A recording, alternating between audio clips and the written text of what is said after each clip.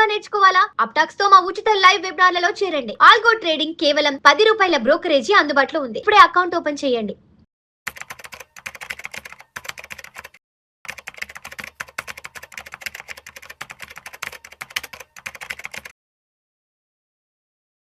Hi, this is Lalitendranath, founder of Golden Ratio profile. ఈ వీడియోలో మనం ఫేక్ బ్రేక్అవుట్స్ని ఎలా గుర్తించాలి, రియల్ బ్రేక్అవుట్స్ని ఎలా గుర్తించాలి అనేది ఒకసారి చూద్దాము. బ్రేక్అవుట్ ఐడెంటిఫైర్, దీన్ని జనరల్గా మూవింగ్ యావరేజ్ అని అంటారు. అయితే ఇక్కడ నేను దీన్ని బ్రేక్అవుట్ ఐడెంటిఫైర్ అని ఎందుకు అంటున్నాను అనేది కొన్ని ఎగ్జాంపుల్స్ చూస్తే మనకు అర్థమవుతుంది. ఈ బ్రేక్అవుట్ ఐడెంటిఫైర్ అనేది జనరల్గా గ్రీన్ కలర్లోకి రెడ్ కలర్లోకి షిఫ్ట్ అవుతూ ఉంటుంది. ట్రెండ్ని బేస్ చేసుకుని పాజిటివ్ ట్రెండ్లో ఉంటే గ్రీన్ కలర్లోను, నెగిటివ్ ట్రెండ్లో ఉంటే రెడ్ కలర్లోకి షిఫ్ట్ అవుతూ ఉంటుంది. బ్రేక్అవుట్ ఐడెంటిఫైర్ యొక్క మెయిన్ అడ్వాంటేజ్ ఏంటి అంటే, ఏదైనా ఒక పర్టికులర్ లెవెల్ దగ్గర ఈ బ్రేక్అవుట్ ఐడెంటిఫైర్కి ఆ లెవెల్కి మధ్య ఉన్న డిస్టెన్స్ని బట్టి అక్కడ ప్రైస్ అనేది మనకి రీట్రేస్మెంట్ వస్తుందా లేదా ఆ లెవెల్ అనేది డైరెక్ట్గా బ్రేక్అవుట్ అవుతుందా అనేది అంచనా వేయొచ్చు. ఫర్ ఎగ్జాంపుల్, ఈ కేసులో బ్రేక్అవుట్ ఐడెంటిఫైర్కి లెవెల్కి మధ్య డిస్టెన్స్ ఎక్కువ ఉంది కాబట్టి ఫర్ ఎగ్జాంపుల్ ప్రైస్ ఫాస్ట్గా వచ్చి ఆ లెవెల్ని టచ్ చేసినా అక్కడ ఖచ్చితంగా రీట్రేస్మెంట్ వస్తుంది, అంతేగాని అక్కడ మనకి లెవెల్ బ్రేక్ అయిపోయిందని అనుకోకూడదు.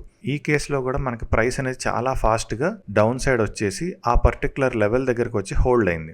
ఎందుకు ఆ పర్టికులర్ లెవెల్ దగ్గర వచ్చి హోల్డ్ అయింది అంటే, అక్కడ మనకి బ్రేక్అవుట్ ఐడెంటిఫైర్కి ఆ లెవెల్కి మధ్య డిస్టెన్స్ అనేది చాలా ఎక్కువ ఉంది. ఖచ్చితంగా అక్కడ మనకి రీట్రేస్మెంట్ వస్తుంది. రీట్రేస్మెంట్స్ వస్తుంది అంటే మీనింగ్ అక్కడ ప్రైస్ రియాక్ట్ అవుతుంది, అంతేగాని రీట్రేస్మెంట్ వచ్చి ఖచ్చితంగా మళ్ళీ పాజిటివ్కి వెళ్ళిపోతుంది అని కాదు. తర్వాత మళ్ళీ కాసేపు ఆగిన తర్వాత నెగిటివ్ కూడా వెళ్ళొచ్చు, బట్ అక్కడ ప్రైస్ రియాక్ట్ అవుతుంది. ఇక్కడ ప్రైస్ రియాక్ట్ అవుతుంది అని మనం తెలుసుకుంటే మనకున్న మెయిన్ అడ్వాంటేజ్ ఏంటంటే, పైనుంచి మనం సెల్లింగ్ పొజిషన్లో ఉంటే ఆ లెవెల్ దగ్గర మనం ప్రాఫిట్ బుకింగ్ అనేది చేసేసుకోవచ్చు. లెవెల్ బ్రేక్ అయిన తర్వాత కావాలంటే మళ్ళీ మనం రీఎంట్రీ అనేది ట్రై చేయొచ్చు. ఈ కేసులో ప్రైస్ అనేది చాలా ఫాస్ట్గా రెసిస్టెన్స్ వరకు వచ్చింది. రెసిస్టెన్స్ దగ్గరకు వచ్చిన తర్వాత అక్కడ నుంచి ఎందుకు రియాక్ట్ అయింది అంటే, రెసిస్టెన్స్కి బ్రేక్అవుట్ ఐడెంటిఫైర్కి మధ్య చాలా డిస్టెన్స్ ఉంది, అందువల్ల అక్కడ రెసిస్టెన్స్ నుంచి ప్రైస్ అనేది రియాక్ట్ అవ్వడం జరిగింది. ఈ కేసులో చాలా ఫాస్ట్గా ప్రైస్ అనేది డౌన్ ట్రెండ్లోకి వచ్చేసింది. కరెక్ట్గా సపోర్ట్ని టచ్ చేయగానే అక్కడి నుంచి ఎంత ఫాస్ట్గా కిందకు వచ్చిందో అంతే ఫాస్ట్గా ప్రైస్ పైకి రియాక్ట్ అయిపోయింది. అక్కడ మనం ఇంకాసేపు వెయిట్ చేద్దాము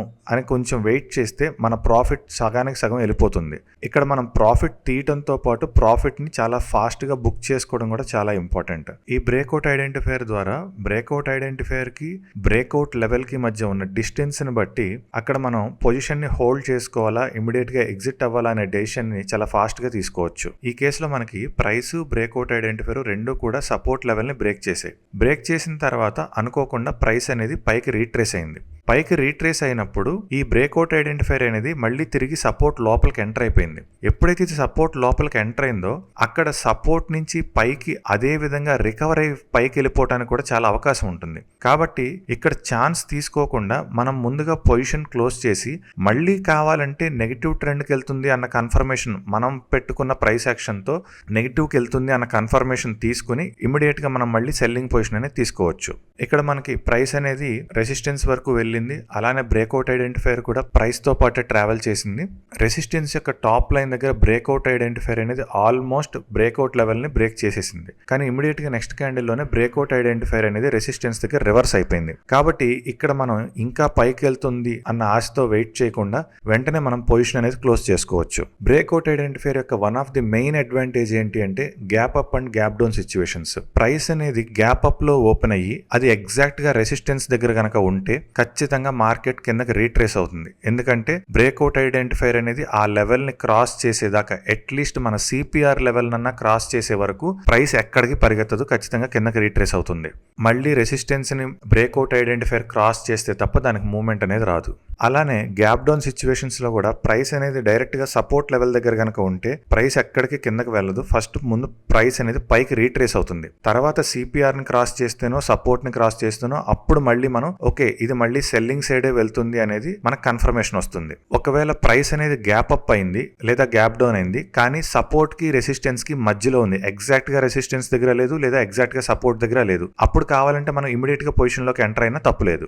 బ్రేక్అవుట్ ఐడెంటిఫైర్ అనేది కేవలం సపోర్ట్, రెసిస్టెన్స్, సిపిఆర్ అనే కాదు, ఏదైనా ఒక పర్టికులర్ లెవెల్, అది మార్కెట్ స్ట్రక్చర్ అవ్వచ్చు, సిపిఆర్ అవ్వచ్చు, సపోర్ట్ అవ్వచ్చు, రెసిస్టెన్స్ అవ్వచ్చు, ఏదైతే మనం మెయిన్ గా పెట్టుకున్న ట్రిగర్ పాయింట్స్ ఉన్నాయో ఏ ట్రిగర్ పాయింట్ దగ్గర అయినా సరే ప్రైస్కి బ్రేక్అవుట్ ఐడెంటిఫైర్కి మధ్య ఉన్న డిస్టెన్స్ అనేది దూరం ఉంటే ఖచ్చితంగా ప్రైస్ అనేది రియాక్ట్ అవుతుంది. ఇప్పుడు ఇక్కడ మార్కెట్ స్ట్రక్చర్ని పూర్తిగా బ్రేక్అవుట్ ఐడెంటిఫైర్ అనేది పైకి క్రాస్ చేస్తే తప్ప ప్రైస్ పైకి వెళ్ళదు. అందుకే ఇక్కడ సపోర్ట్ నుంచి ప్రైస్ అనేది పైకి వచ్చినా గానీ ఇమ్మీడియట్ గా మార్కెట్ స్ట్రక్చర్ దగ్గర ప్రైస్ అనేది రియాక్ట్ అయ్యి కిందకి రీట్రేస్మెంట్ వచ్చింది. అంతేగాని ప్రైస్ పడిపోలేదు, జస్ట్ రీట్రేస్మెంట్ వచ్చింది. ఎప్పుడైతే బ్రేక్అవుట్ ఐడెంటిఫైర్ అనేది మార్కెట్ స్ట్రక్చర్ ని పైకి క్రాస్ చేసిందో అక్కడ ఉన్న రెసిస్టెన్స్ ఎఫెక్ట్ వల్ల ప్రైస్ కిందకు వచ్చినా మళ్ళీ తిరిగి పైకి వెళ్ళింది. ఎందుకు అంటే బ్రేక్అవుట్ ఐడెంటిఫైర్ అనేది మార్కెట్ స్ట్రక్చర్ ని పూర్తిగా కింద క్రాస్ చేయలేదు. సో అక్కడ పుల్ బ్యాక్ అనేది వచ్చింది. ఎప్పుడైతే మనకి పుల్ బ్యాక్ వచ్చిందో మళ్ళీ అక్కడ నుంచి మనం బయింగ్ పొజిషన్ అనేది తీసుకోవచ్చు. ఈ విధంగా బ్రేక్అవుట్ ఐడెంటిఫైర్ అనేది ఒక లెవెల్స్ దగ్గర మనం డెసిషన్ అనేది ఫాస్ట్ గా తీసుకోవడానికి చాలా బాగా హెల్ప్ చేస్తుంది.